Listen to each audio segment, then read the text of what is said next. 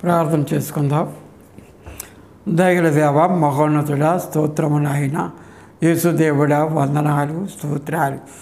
ప్రభా నాయన తండ్రి, నీ సన్నిధి ఉంచమని ప్రార్థన చేస్తున్నాం. ప్రభా వందనాలు తండ్రి. ప్రభా నన్ను నీ సిలువ చాటున మరుగుపరిచి ఆత్మతో అభిషేకించి నా నోటికి బోరగా ఉండి మీరే మాట్లాడి మాకు కావలసిన ఆత్మీయాహారం దయచేయండి. యేసు నామములో ప్రార్థన అడిగి వేడుకొనుచున్నాము తండ్రి, ఆమేన్. దేవునికి స్తోత్రం. ప్రభు నామానికి స్తోత్రము కలుగును గాక. ప్రియులారా, మరి దేవుని యొక్క లేఖనాన్ని మనం ధ్యానం చేసుకుందాం.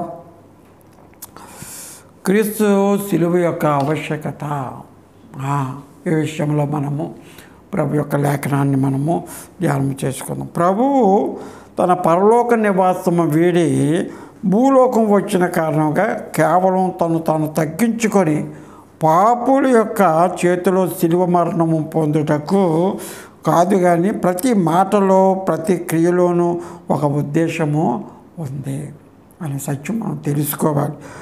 ఆయన త్యాగం మానవాళికి అవసరమై ఉన్నది. నశించిపోతున్న వారిని వెతికి రక్షించుటకు భూలోకానికి మనుష్య కుమారుడు వచ్చాను. బైబిల్ వాక్యము వ్రాయబడి ఉన్నది. దేవునికి స్తోత్రము కలుగునుగాక.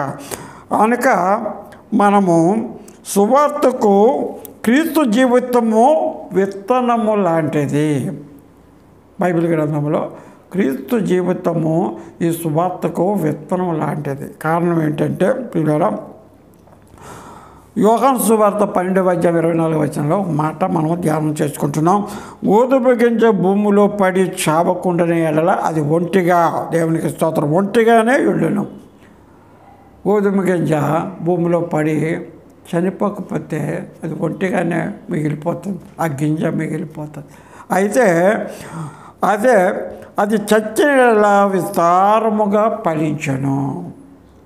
అది లోపలికి వెళ్ళిపోతే మట్టిలోనికి అది చచ్చిపోతే విస్తారముగా ఫలిస్తుంది. అంటే ఎన్నో గోధుమ గింజలు, ఒక మొక్కకి ఎన్నో గోధుమ గింజలు వస్తాయి అని దానిలో సత్యము మనకు బయలుపరచబడుతున్నది. కనుక దేవుని విషయంలో ప్రభువు మన కొరకు ఆయన మరి ఈ లోకములోనికి ఆయన వచ్చాడు. మనం పరలోక రాజ్యానికి వెళ్ళాలి అంటే మనలో ఉన్న అహం చనిపోవాలి, మనలో ఉన్నవి కూడా చనిపోవాలి. ఏమిటి చనిపోవాలి అంటే చాలా ఉన్నాయి.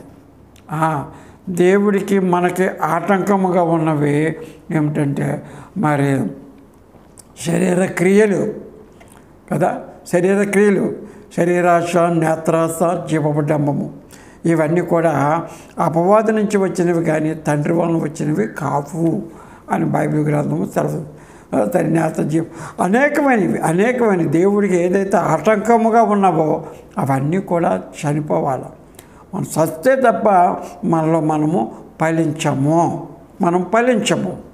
కానీ మనం ఫలించాలంటే ఇవన్నీ కూడా మరి ద్వేషము, అసూయ, కాముకత్వము, శరీరాశ, నేత్రాశ, అవన్నీ కూడా చనిపోవాలి. చనిపోతే అప్పుడు క్రీస్తు మన లోపల జీవిస్తూ ఉంటాడు. దేవునికి స్తోత్రము కలుగును గాక. కనుక అవన్నీ చనిపోతే మనము ప్రభులో నడవగలుగుతాం, ప్రభు మనలోనికి ఉంటాడు. కనుక ఈ లోకంలో మనం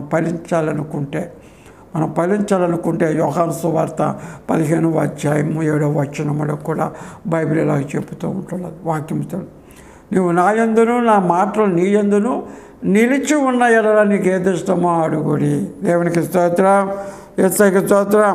ఒకసారి యోహాను సువార్త తీయండి, అందరూ తీయండి, 15 తీయండి. దేవునికి స్తోత్రము కలుగును గాక, యేసయ్యకి స్తోత్రము కలుగును గాక. బైబిల్లో ఉంటుంది. ఏముంటుందండి? 7వ వచనంలో, నా యందు మీరును మీ యందు నా మాటలను నిలిచి ఉన్న ఎడల మీకేది ఇష్టమో అడుగుడి, అది మీకు అనుగ్రహింపబడును. మీరు బహుగా ఫలించుట వలన నా తండ్రి మహిమపరచబడును. దేవునికి స్తోత్రం, యేసయ్యకి స్తోత్రం.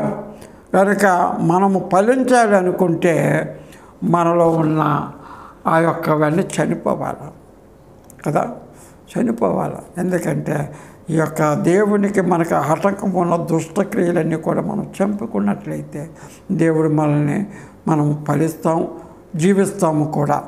దేవుడి మాటలు మన వెనుకట్లో దీవించునుగాక. ఆమేన్, ఆమేన్. ప్రార్థన. దయగల తండ్రి, విత్తబడిన మాటలు అందరి హృదయంలోనూ ఫలించున్నట్లుగా నీ కృప దయచండి. యేసు నామములో ప్రార్థన అడుగుచున్నాము తండ్రి. ఆమేన్.